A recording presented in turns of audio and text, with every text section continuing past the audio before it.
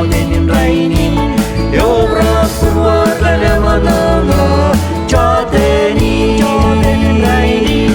Jena janim manana Ranwadem jejina norbe Yobra purwar lemanana tenin rainin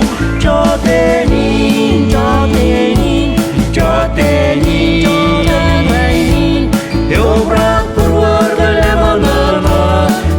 tenin rainin Jena jalim manana ranwadem jejina norbe Yobra purwar lemanana tenin rainin O jena jalim manana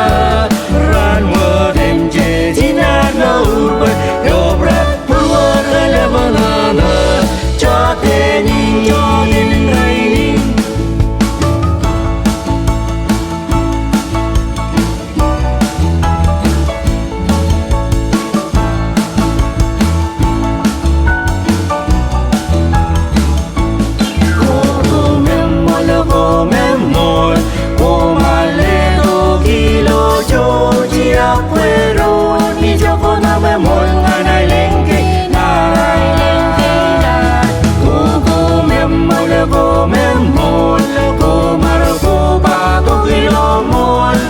Kamulun ko merap chen meron pa Ingin rane o yung mantada Ete kamurilo pepenado Ite peneturo Lulting puro Mataran puro Mataran puro Kukumen mul Kumarjudang penilomol Kenis kamulun ko merap chen meron pa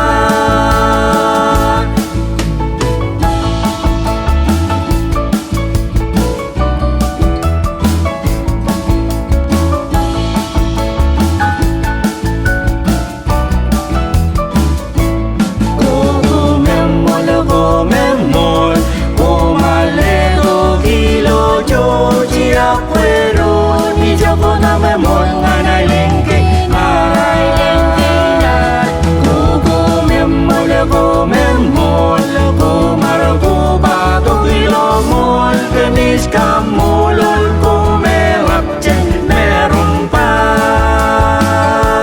Ingin rane o yung mantada Ete kaburilo pepenado Ite peneturo